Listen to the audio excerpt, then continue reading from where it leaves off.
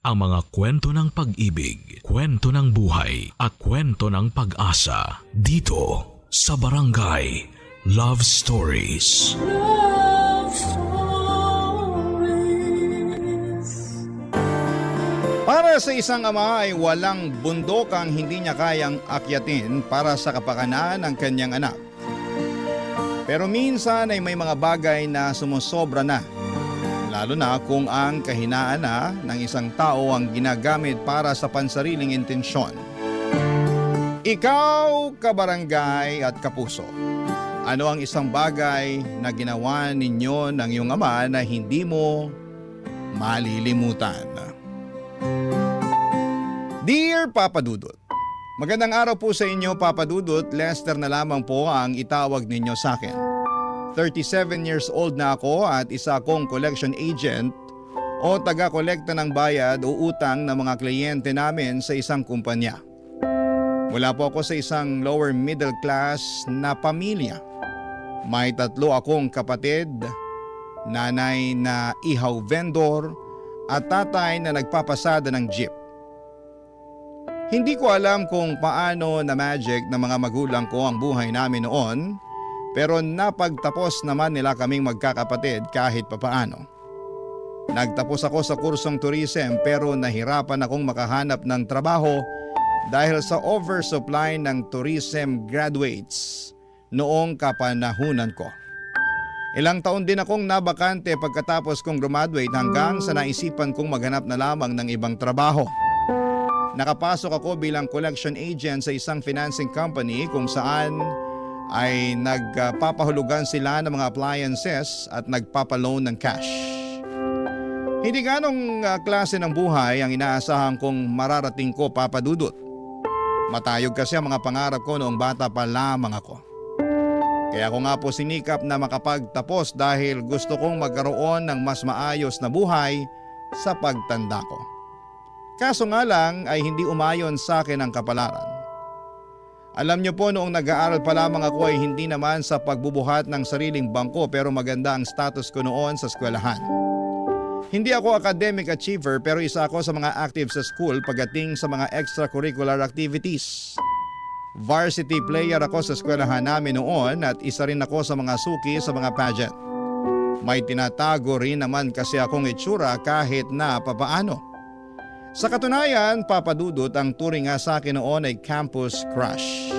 Yun ang dahilan kung bakit nabihag ko ang mailap na puso ng naging girlfriend ko na si Rina noong nasa college pa lamang kami.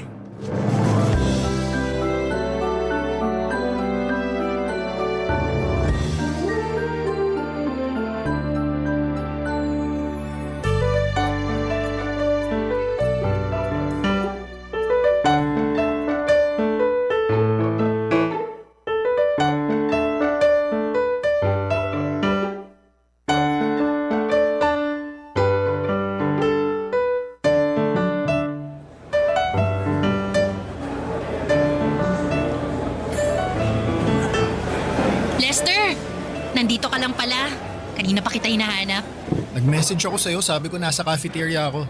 Kakatapos lang ng klase ko eh. Nag-reply ka ba? Hindi ko nabasa lobat ako. Kararating mo lang dito sa school? Oo, hindi ako nakapasok sa first class ko. Nahuli ako ng gising Pinag-overtime ba naman ako sa trabaho kagabi? Kaya madaling araw na ako nakauwi. Bakit ka nag-OT?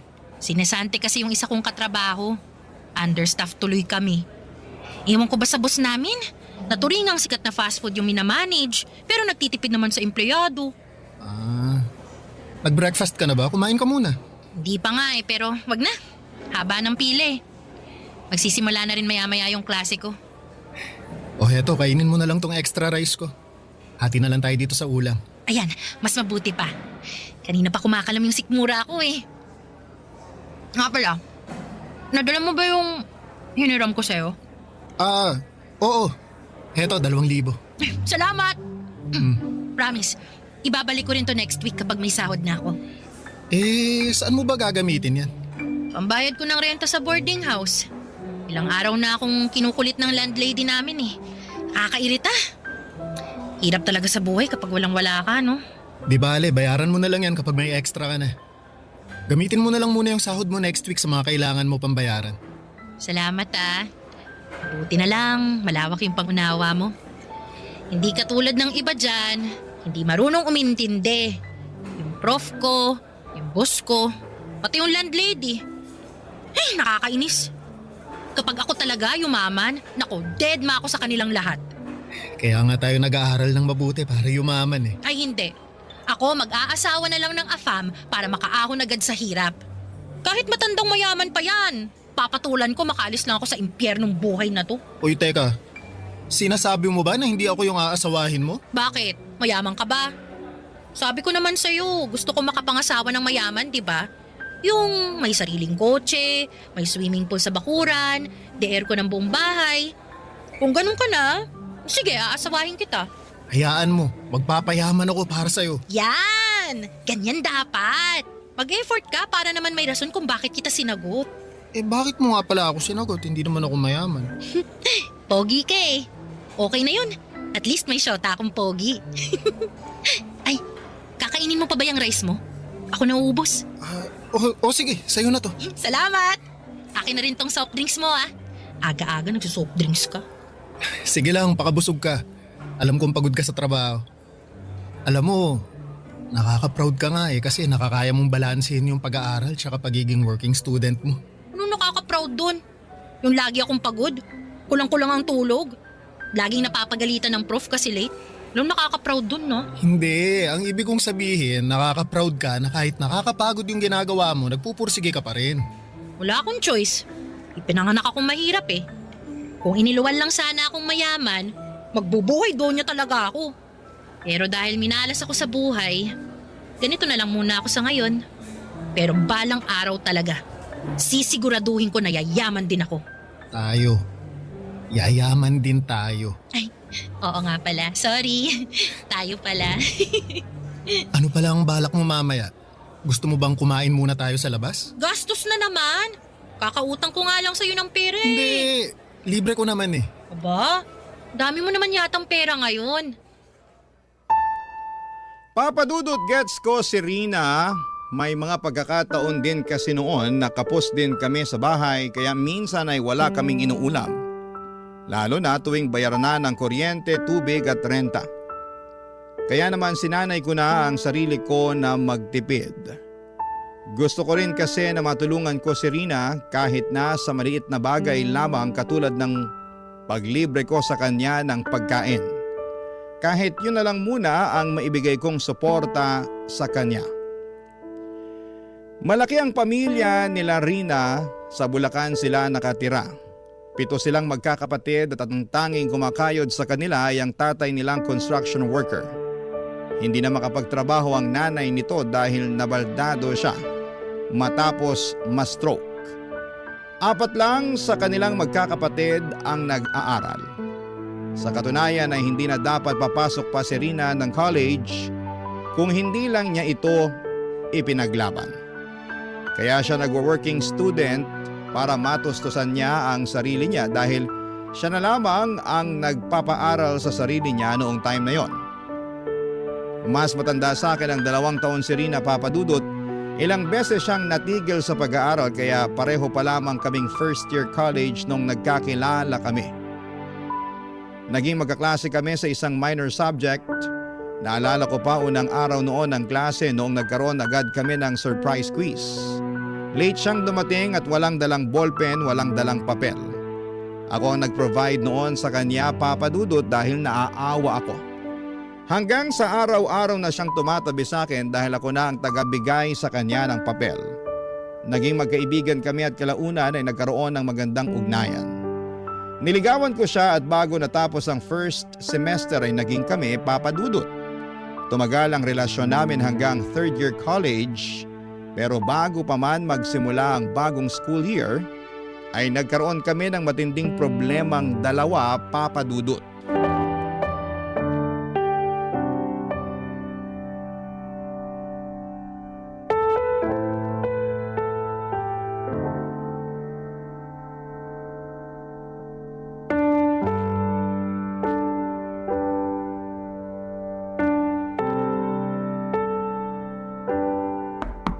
Rina? Tao po! Lester? Anong ginagawa mo rito? Halika nga, nasisiraan ka na ba ng ulo? Teka, saan mo ako dadalhin? Dito tayo sa tabi, baka makita ka ng tatay ko. Anong ginagawa mo rito? Hindi ka nagre-reply sa mga text ko eh. Di ka rin sumasagot sa tawag. Nag-aalala kasi ako sa'yo. Ang OA mo naman. Di lang nakapag-reply, pupuntahan mo na ako agad dito sa Bulacan. Enrollment na kasi. Gusto ko sana nasabay na lang tayong mag-enroll. Mauna ka nang mag-enroll. Hindi pa ako makakaluwas ngayon. Eh bakit naman? May problema kami ngayon dito sa bahay. Anong problema? Baka sakaling makatulong ako. Wala. Wala kami itutulong sa problema ko. Ay Rina, boyfriend mo ako. Alam mo naman nagagawa ako ng paraan para matulungan kita eh. Teka, ano tong nasa balikat mo? Wala to. Patingin nga. Wala to sabi! Ano yan? Pasaba yan? Rina, Oo, pasato! Obvious ba? bakit? Anong nangyari sa'yo? Binato ako ng tatay ko ng baso. Hindi lang niya ako binato, sinampal din niya ako. Binugbog. Ano, masaya ka na? Nalaman mo ng totoo! Bakit kanya binubugbog? Gusto mo bang magsumbong tayo sa barangay? Sira, ulo ka ba? Ipapabarangay ko tatay ko? Eh bakit ka nga niya binugbog? May ginawa ka ba? Wala akong ginawa. Ikaw ang may ginawa. Pinuntis mo ko. Buntis ka? Oo. 2 buwan na.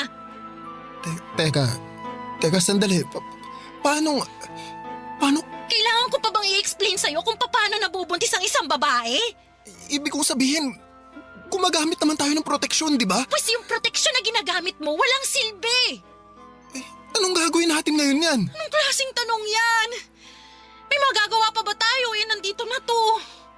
Teka, anong sinabi ng tatay mo nung nalaman niya ang totoo? Pinagtigil niya ako sa pag-aaral.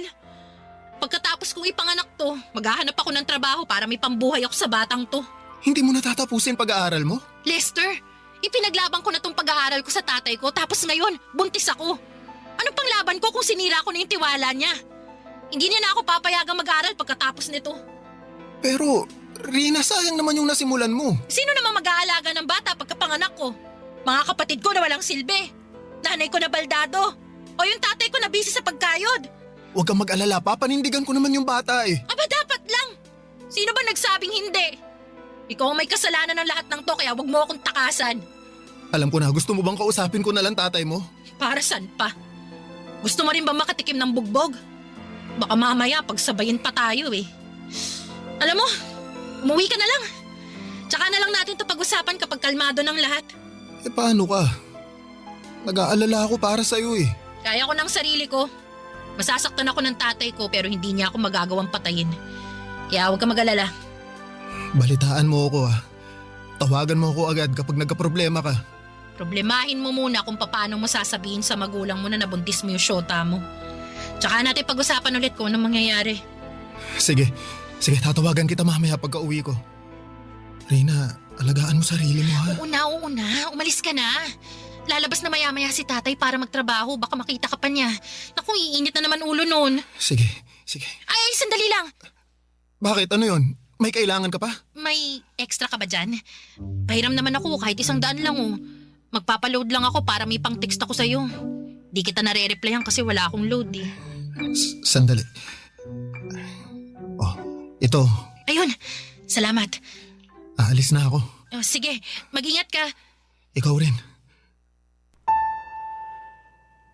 Papa Dudut, hindi naging maganda ang pagtanggap ng mga magulang namin sa balitang nagkaroon na kami ng anak ni Rina. Pero kahit na ganoon ay wala naman silang magagawa dahil nandun na ang bata. Para makatulong sa mga gastos ni Rina ay nagtrabaho ako sa gasolinahan. Pinagsabay ko ang pag-aaral at trabaho para matustusan ko ang pangangailangan ng baby namin. Nakakahiya rin namang humingi ng pera sa mga magulang ko dahil sila na ang gumagastos sa pag-aaral ko kaya minabuti kong ako na lamang ang mag-provide para sa sarili kong pamilya. Habang lumalaki ang tiyan ni Rina ay lumalaki din ang gastos na kailangan nito. Mula sa mga maternity dress, vitamins, pati ang buwan ng check-up ni Rina, ako ang nagbibigay. Hindi ko alam pero napakaraming demands ni Rina ng mga panahong yon. Pero wala akong karapatang magreklamo dahil pareho naming pinasok ang problemang yon.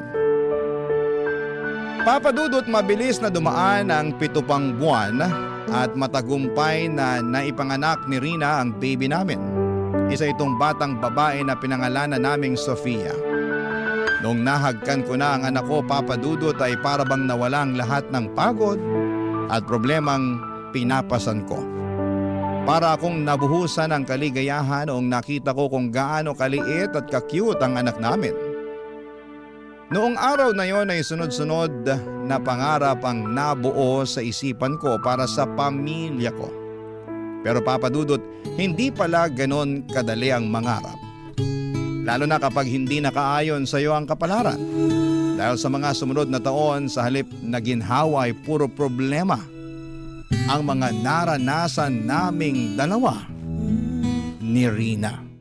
Barangay Love Stories. Barangay Love Stories. Noong natapos ko ang pag-aaral ko, pansamantala kaming tumira sa Bulacan ni Rina. Yun kasi ang gusto ng tatay nito dahil baldado na ang nanay niya ay yun na lamang ang tanging paraan para makapiling nito ang apo niya.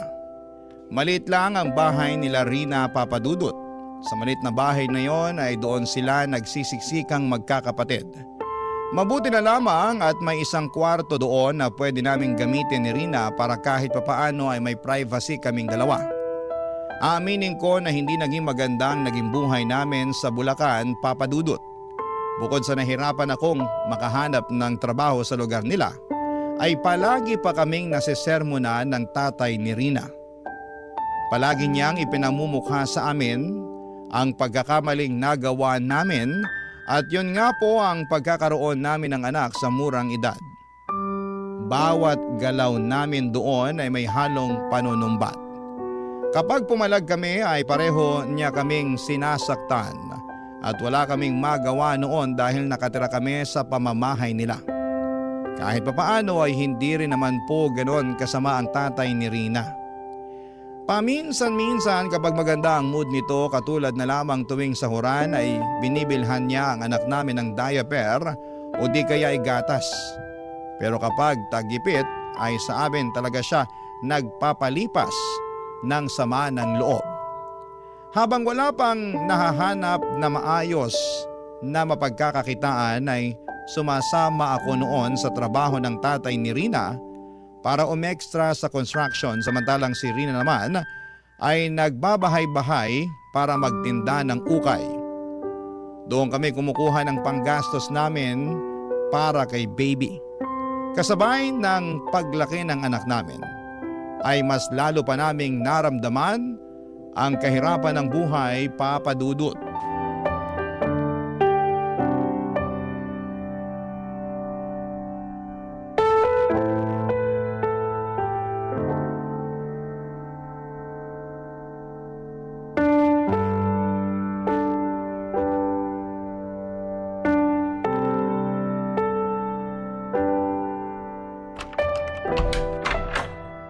Oh, Lester, ang aga mo namang umuwi ngayon.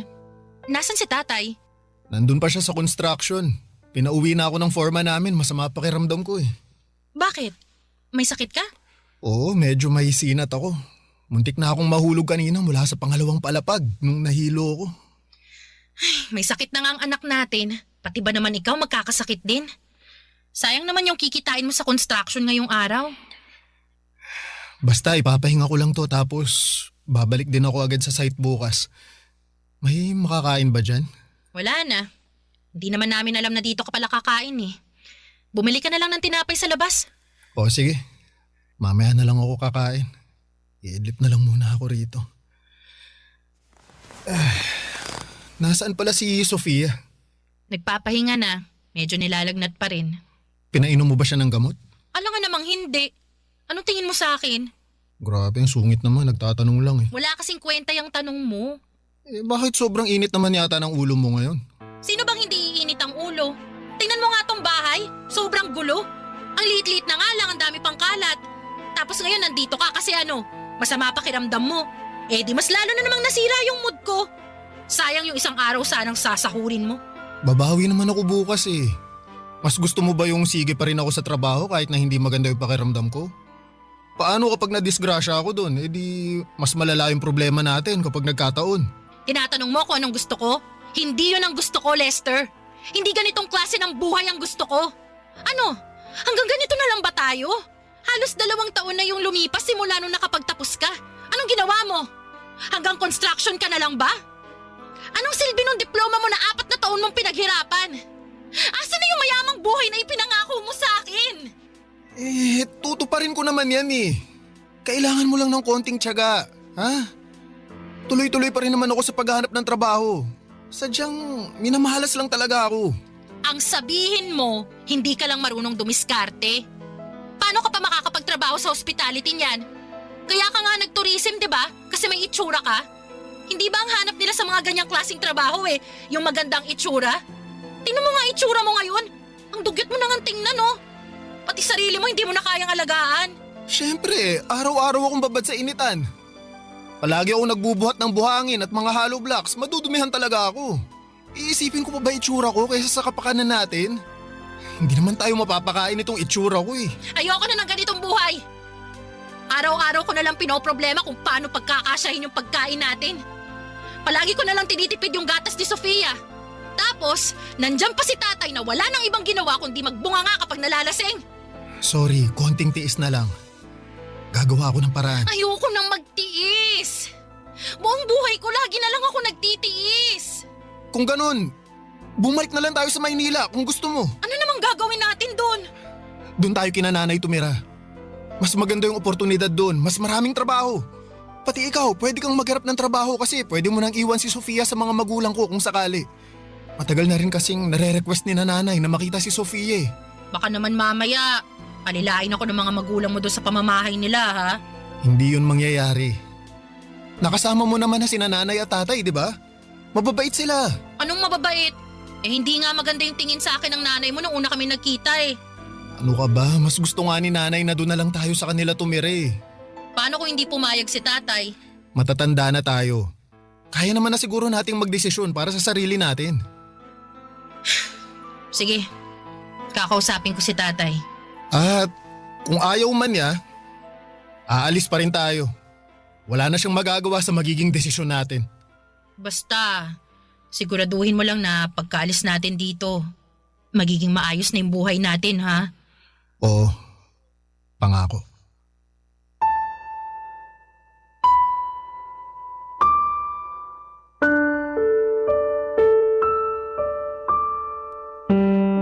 Katulad ng inaasahan ay hindi pumayag ang tatay ni Rina na umalis kami sa poder niya. Pero buo na noon ang desisyon namin kaya hindi rin niya kami napigilan. Papadudot pagkabalik namin sa Maynila ay masaya kaming tinanggap ng mga magulang ko ang mga pamilya kong binuo. Sa katunayan ay inispoil nga nila ang anak namin sa mga pagkain, mga damit at laruan. Kumpara sa estado nila Rina sa Bulacan ay mas maayos ng kaunti ang naging estado namin sa Maynila. Nakahinga rin si Rina dahil sa wakas ay mas maluwag na ng kaunti ang bahay na tinutuluyan niya. Hindi niya kailangang mamroblema sa pagkain dahil sinananay na ang nagpo-provide noon para sa amin. Malaki ang naging tulong ng mga magulang ko para makapagsimula ulit kami ni Rina. Nagkaroon siya ng chance na ipagpatuloy ang pag-aaral niya. Kumuha siya ng kursong cookery sa TESDA samantalang ako naman dahil hirap pa ring makahanap ng trabaho that time ay napilitan akong mag-apply bilang collection agent sa isang lending company para lamang makapagtrabaho. Noong natapos ni Rina ang kurso niya sa TESDA ay nakapasok siya bilang pastry cook sa isang maliit na restaurant sa amin. 3 taon din kaming nagstay sa bahay ng mga magulang ko. Noong nagkaroon kami ng sapat na ipon ay saka kami bumukod. Naging maganda naman ang buhay namin ni Rina simula noong nag-live-in kami papadudot. Sa loob ng 2 taon ay nakayanan naman naming tumayo mula sa mga sarili naming paa. Noong mga panahong yon ay ipinagbubuntis ni Rina ang pangalawa naming anak. Maselan po ang naging pagbubuntis niya Kaya naman nang lumaki na ang bata sa sinapupunan niya ay nag-resign na lamang muna siya sa trabaho, Papa Dudut. Masasabi ko na noong time na yon ay maayos na ang buhay namin, hindi man mayaman katulad ng inaasahan, ay napupunan naman namin ang mga pang-araw-araw na pangangailangan namin. Hanggang sa isang araw ay panibagong problema na naman ang dumating sa pamilya namin.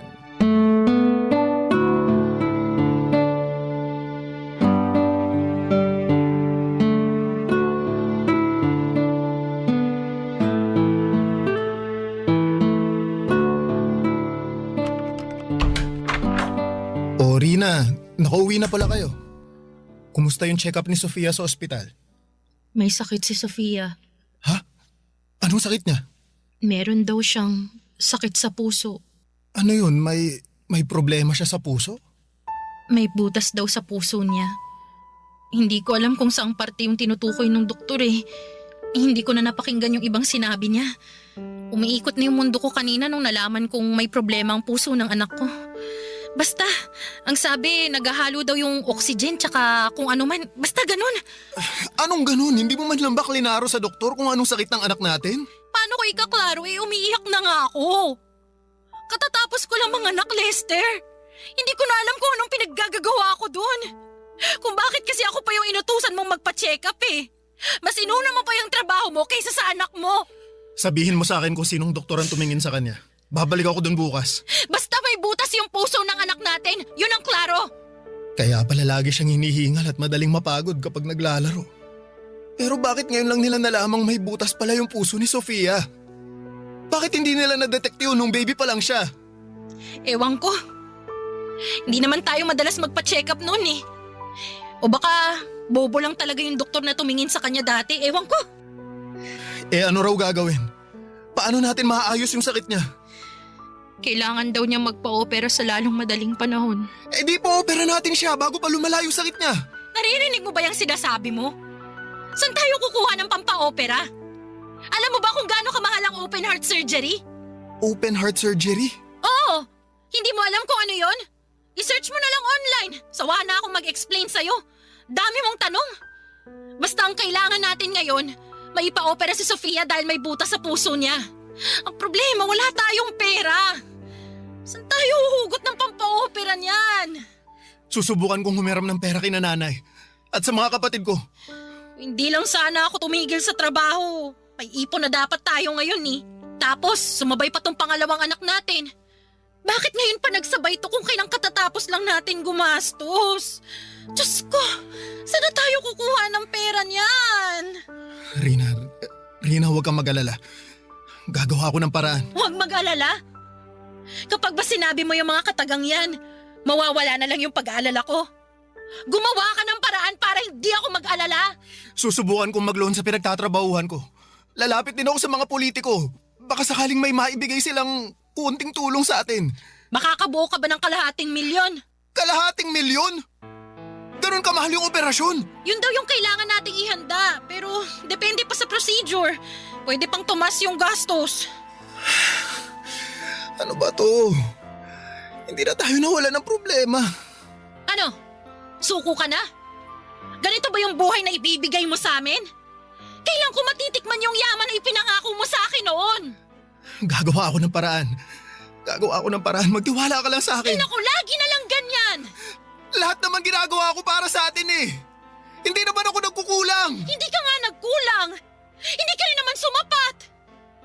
Ay, ang malas naman ang buhay na to. Ipinanganak ka na nga mahirap. Kung kailan paangat na, tsaka hihilahin ulit sa kahirapan. Ano bang kasalanan ko? Bakit kailangan ko mamuhay ng ganito? Wala ka namang ginawang mali eh. Malalampasan din natin to. Basta magtiwala ka lang. Pagod na akong magtiwala. Ayoko na umasa. Baka alis na nga. Rina, saan ka pupunta? Magpapahangin lang sa labas. Kailangan kong huminga. Ikaw na munang bahala dyan.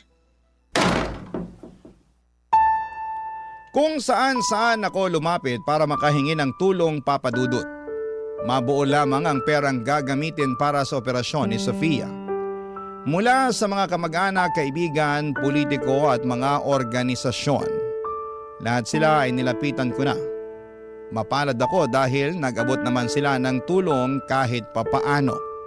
Nakapagbenta na rin ako ng ilang gamit, lahat ng itinatago kong yaman ay nailabas ko na. Nakapag-loan na rin ako sa iba't ibang lending companies pero kahit na anong gawin ko ay hindi ko pa rin nabubuo ang kalahating milyon na kinakailangan para sa operasyon ng anak ko. Halos mabaliw na ako noon sa kakaisip kung saan ako huhugot ng pera. Hindi ako makatulog sa gabi at hindi rin ako makapag-focus sa trabaho dahil sa mga pinagdadaanan naming problema. Araw-araw akong pinipressure ni Rina sa puntong wala na akong maisagot sa mga katanungan niya. Kung pwede lang sanang isang lako ang kaluluwa ko ay gagawin ko yon, Papa Dudut, para lamang sa anak ko. Pumasok na nga rin sa isipan ko noon ang mang-hold up ng bangko. Pero naisip ko na kapag ginawa ko yon ay baka mas lalo lamang akong karmahin sa gagawin ko. Ayoko rin naman na manggagaling sa nakaw ang pagpapagamot ko sa anak ko. Nung wala nang mahintay pa si Rina, Papa Dudut, siya na mismo ang gumawa ng paraan para masolusyonan ang problema namin. Pero Papa Dudut, hindi ako makapaniwala sa naisip nitong remedyo para lamang mabuo ang perang kinakailangan namin noon para sa anak namin. Barangay Love Stories. Barangay Love Stories. Sa buong buhay namin ni Rina bilang magpartner ay lagi ako ang gumagawa ng paraan para ma-resolve ang mga dumarating na problema sa buhay namin. Nasanay ako na ako lagi ang humaharap at nagbibigay sa mga pangangailangan namin dahil alam ko sa sarili ko na yon ang trabaho ko. Ayoko kasing isipin ni Rina na wala akong kwentang ama sa mga anak namin. Pinangakuan ko siya ng magandang buhay kaya kahit na anong mangyari ay gagawin ko ang lahat para maibigay ang pangakong yon. Pero sa pagkakataong yon ay medyo sumobra na si Rina sa ginawa niya. Isang araw pagka-uwi ko galing sa trabaho ay nagulat ako nang pakitaan ako ni Rina ng 100,000 piso. Noong tanungin ko siya kung saan niya ito nakuha ay wala siyang binanggit tungkol sa pinanggalingan nito. Basta ang sinabi niya ay down payment lamang daw yon nang hiniram niyang pera mula sa isang tao. Nang oras ding yon ay inutusan niya akong magbihis. Ang sabi niya ay kailangan ko raw magsuot ng magandang damit dahil may nahanap siyang racket para sa akin. Wala siyang binanggit kung ano ito basta ang sabi niya ay kailangan ko raw puntahan ang isang address para makuha ko ng buo ang perang hiniram niya. Nakaramdam ako ng pag-asa noong sa wakas ay nalaman kong mabubuo na namin ang pampaopera para sa anak namin. Kaya kahit walang kasiguraduhan kung saan ako pupunta ay agad akong nagbihis at nagpunta sa address na tinutukoy ni Rina. Sa isang sikat na condominium building ako dinala ng address na ibinigay ni Rina. Noong nagpakilala ako sa lobby ng naturang lugar ay agad nila akong pinapasok sa kwarto ng isang boy. Kabado man sa racket na nahanap ni Rina ay matapang kong hinarap ang taong tinutukoy niya, Papa Dudut.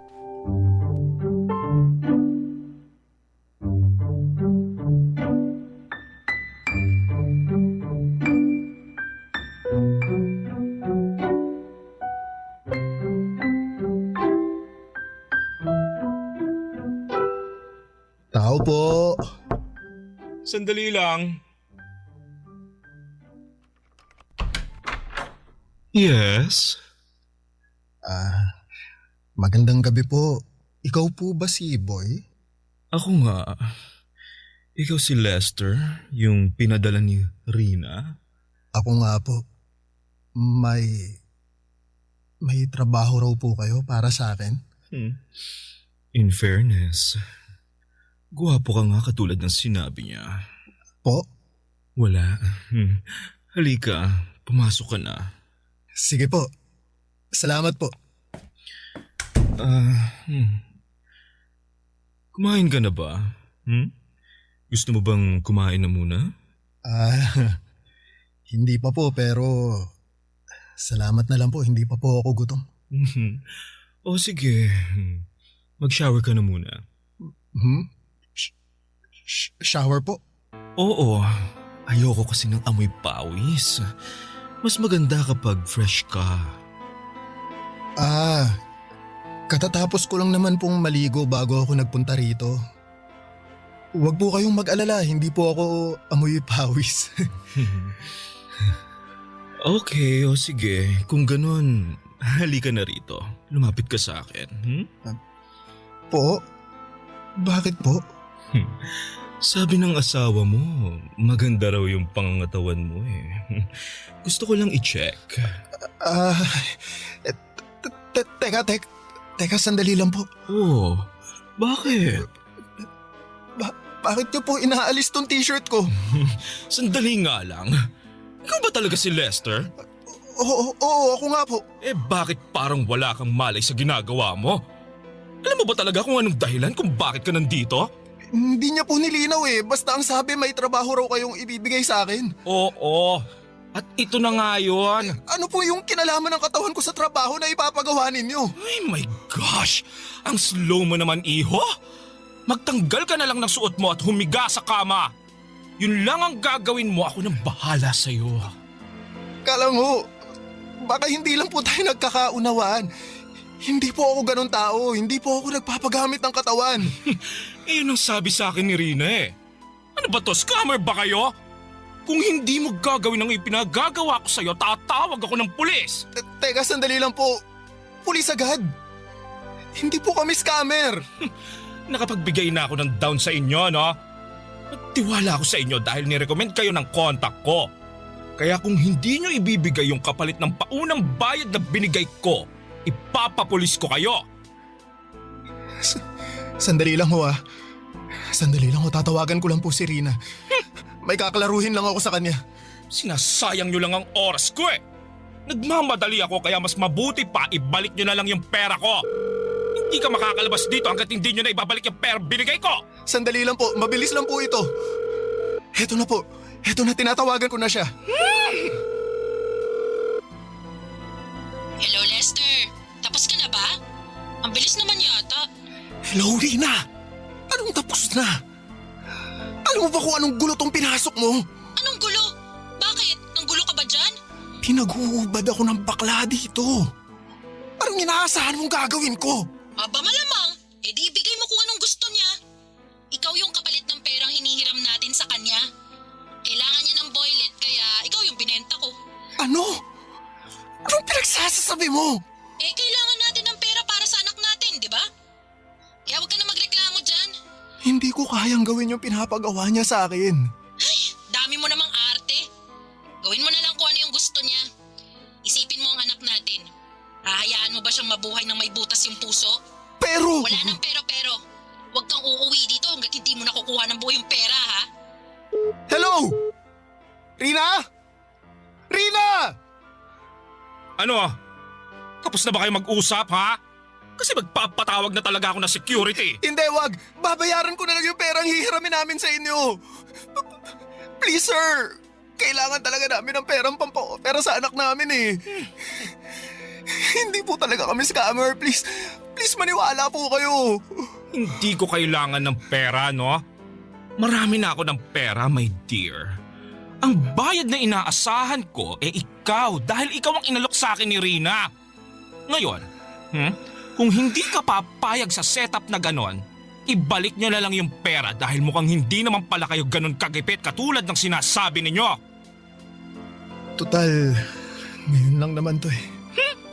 Ay hindi! Sinong nagsabing isang beses lang to, ha? Malaking halaga yung hiniram sa akin ni Rina. Ang bayad nun by installment. Kaya bawat Sabado sa susunod na 5 buwan, ha? Kailangan mo kong paligayahin. Sa pamamagitan lang nun kayo makakabayad sa akin. Ha? Ano? Magdesisyon ka na. Bibigyan kita ng chance na umatras. Hindi ako aatras. Gagawin ko to para sa anak ko. Yun naman pala eh. O sige, simulan mo nang mag-alis ng saplot. Matapos ng gabing yon, ay lumabas ako ng kondo na hiyang-hiya. Pakiramdam ko ay lahat ng taong nakatingin sa akin ay alam kung ano ang ginawa ko. Nandiri ako sa sarili ko, Papa Dudut. Kailanman ay never kong naisip na papasukin ko ang ganong klaseng kalakaran. Sari-saring emosyon ang naramdaman ko ng mga oras na pauwi ako ng bahay, dala-dala ang pera na nakuha ko gamit ang sarili kong laman. Hindi ko po ma-describe sa mga salita ang pakiramdam na yon, pero hanggang ngayon ay damang-dama ko pa rin sa sarili ko ang pakiramdam na yon, Papa Dudut. Pagka-uwi ay hindi ko kinibo si Rina. Nagtampo ako sa kanya dahil iniharap niya ako sa isang bagay nang hindi man lamang ako tinatanong kung papayag ako sa gusto niyang mangyari. Nainis ako dahil may punto rin naman siya. Yun na ang pinakamadaling paraan para makakuha kami ng pera para sa operasyon ni Sofia nang walang tinatapakang ibang tao maliban sa dignidad ko. Papa Dudut, agad naming pinaoperahan ang anak namin gamit ang perang ibinigay ni Boy. Sa awa ng Diyos ay naging matagumpay naman ang naging surgery nito. Halos 2 linggo ring nanatili si Rina at Sofia sa ospital habang nagpapagaling ito. Kasabay nito ay nagpatuloy ako sa pagbabayad ng utang namin kay Boy. Naisip ko noon na pwede naman namin siyang takasan at magtago na lamang sa ibang lugar, pero may pinirmahang kaming kontrata sa kanya na maaari na ipakulong niya kami kung sakali mang pagtaguan namin si Boy. Isa pa ay ayoko ring madamay ang anak namin sa gulo, kaya naman minabuti kong resolbahin ang mga ito ng patas. Sa mga sumunod pang buwan, tiniis ko ang bawat gabing kasama ko si Boy. Hindi naglaon ay namanhid na lamang din ako sa ginagawa ko hanggang sa unti-unti ay nabayaran ko rin ang pagkakautang namin sa kanya, Papa Dudut.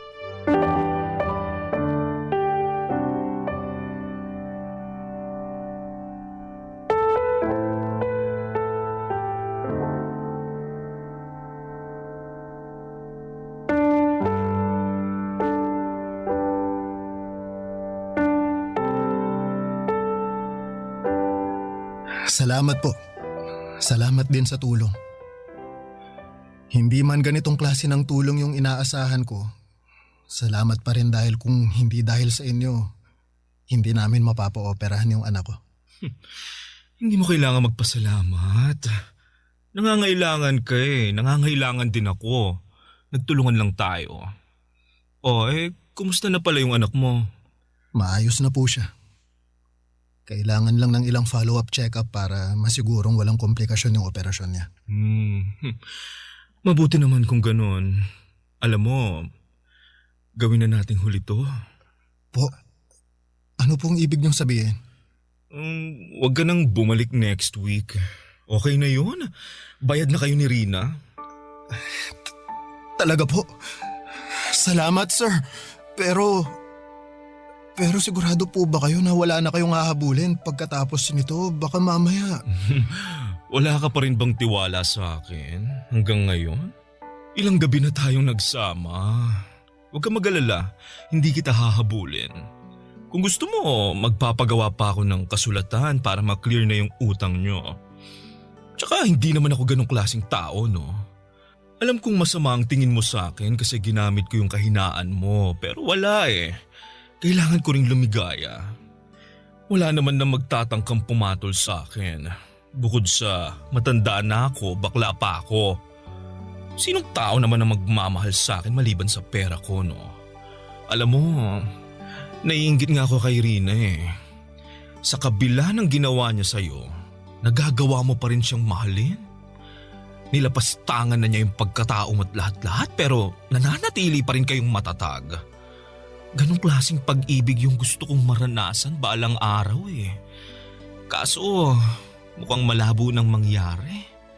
Hindi ko naman po ito ginagawa dahil kay Rina eh. Dahil ito sa anak ko.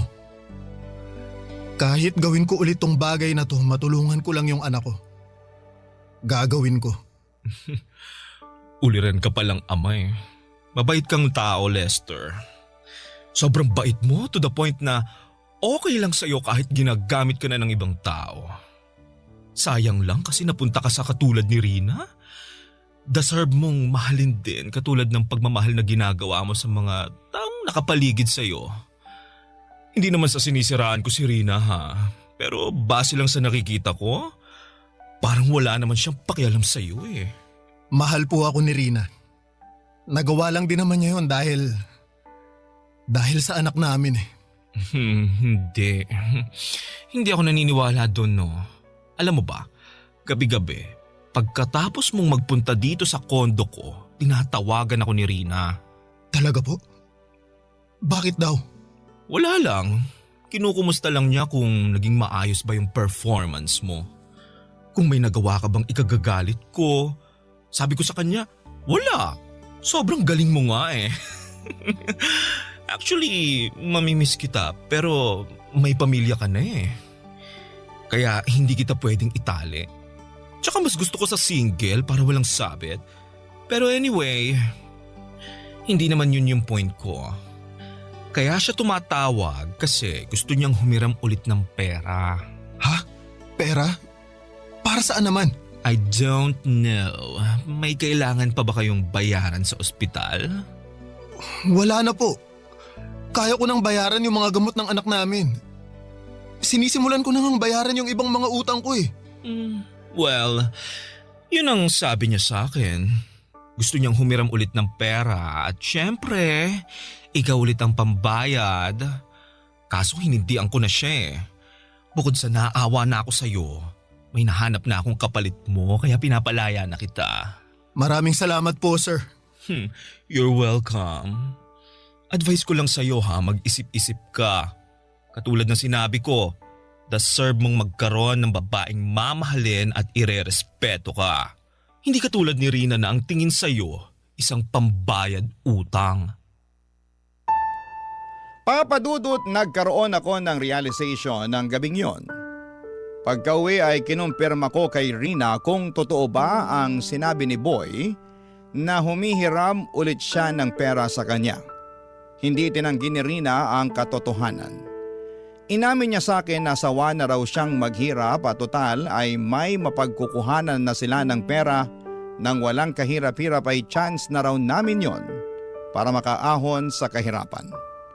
Sobrang dismayado ako sa kanya ng gabing yon at para bang bigla na lamang akong natauhan.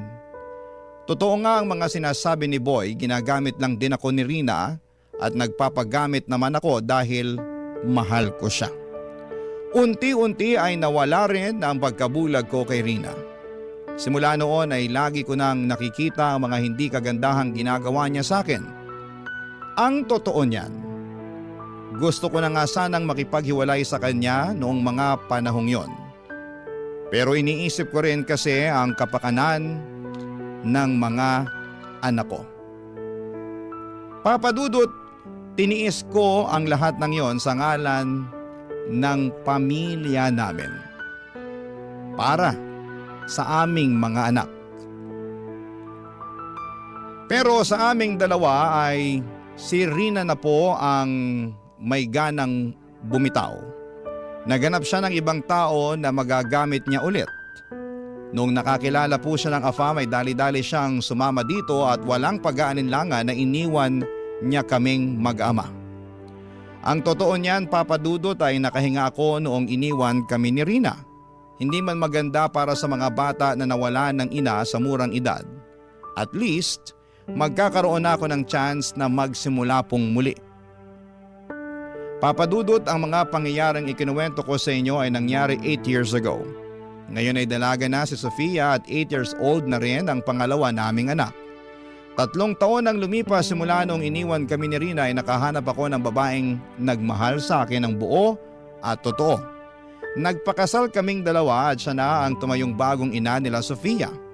Ngayon ay may isa na kaming anak at masasabi kong masaya. At kontento na ako sa buhay namin sa ngayon kahit na hindi ko nakamit ang yaman na pinapangarap ko. Ito na po ang wakas ng aking kwento at masasabi ko na hindi man sa pinansyal na aspeto ay mayaman ako. sa pagmamahal.